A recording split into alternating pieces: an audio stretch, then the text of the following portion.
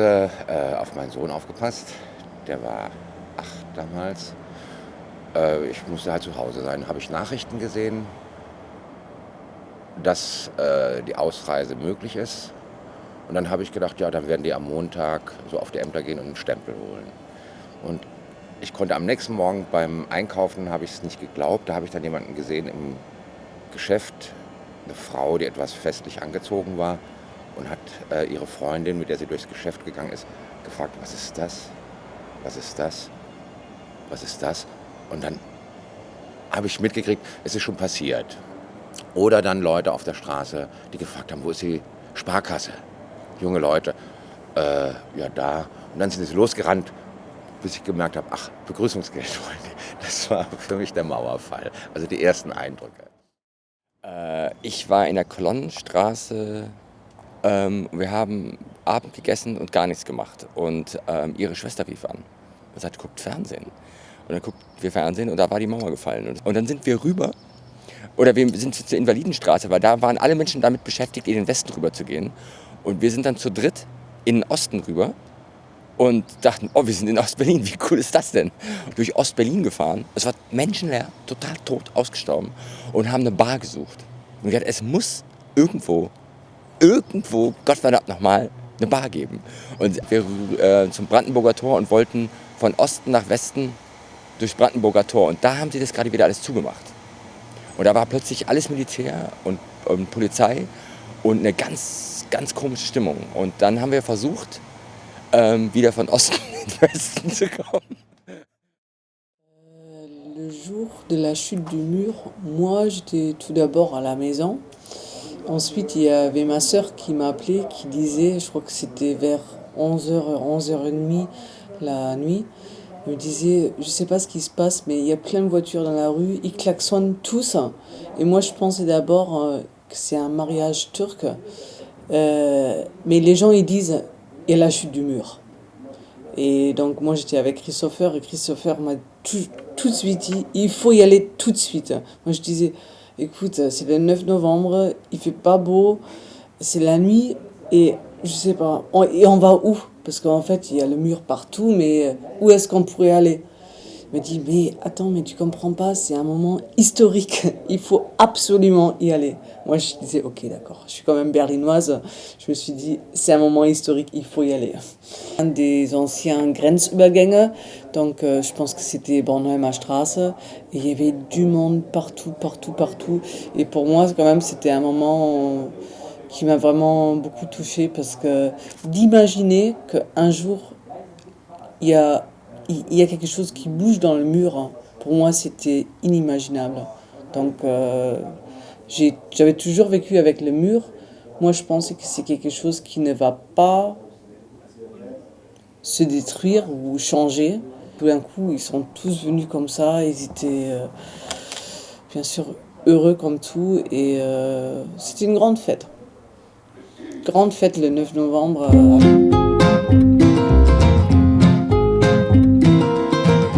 Natürlich hat sich was verändert.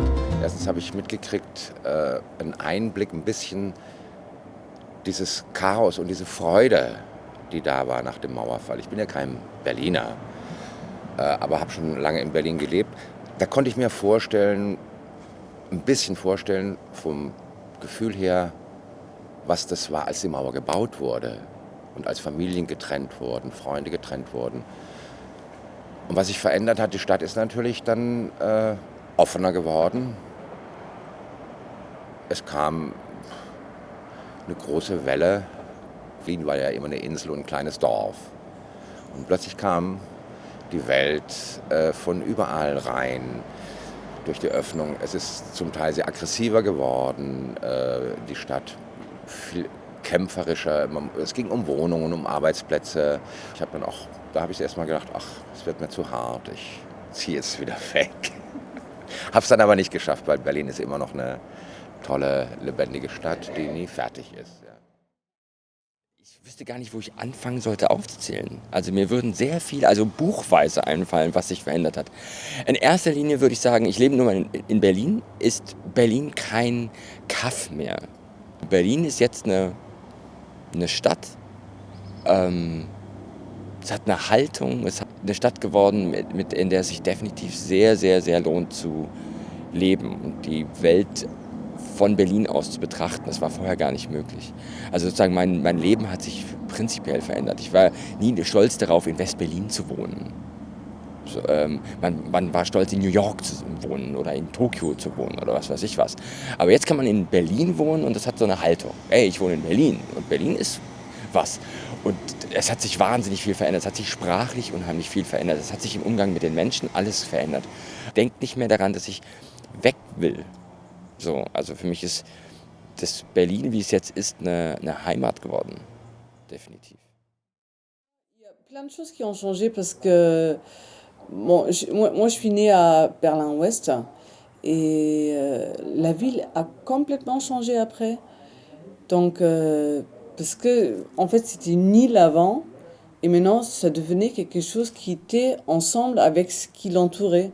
Et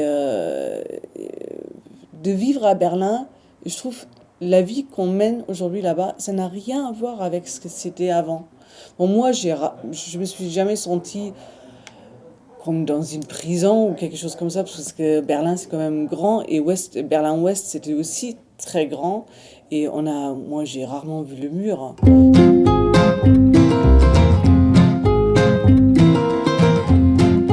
Berlin hat immer noch damit zu kämpfen, finde ich,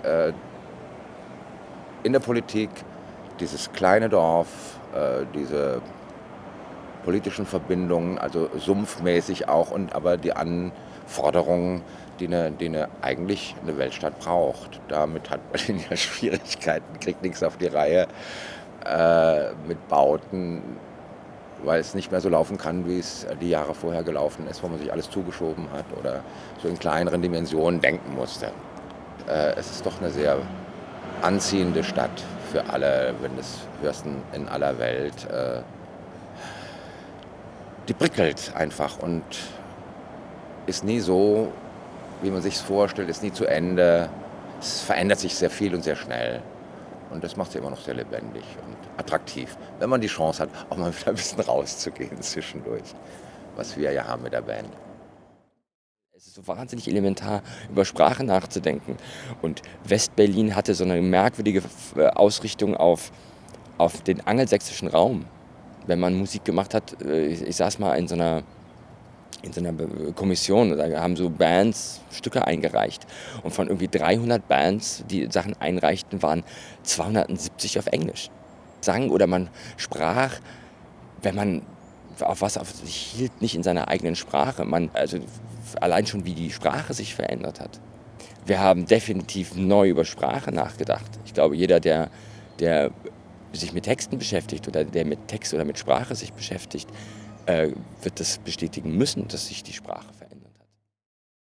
Berlin a complètement changé. Il faut savoir aussi, bon, on avait Berlin-Ouest, le centre de Berlin-Ouest, bien sûr, il n'était pas proche du mur. Donc maintenant, il n'y a plus le mur. Donc il y a des quartiers qui se sont reconstruits ou alors des tout nouveaux quartiers comme Potsdamer Platz qui n'étaient pas avant. Ce qu'on ressent aussi maintenant, il y a beaucoup de monde qui vient à Berlin, il y a beaucoup de Français qui veulent vivre à Berlin, des jeunes artistes, aussi de l'Espagne, de l'Angleterre, des États-Unis. Et pour moi, je trouve toujours, avant les gens ils venaient pour aller voir le mur. Maintenant ils viennent parce que le style de vivre est apparemment bien.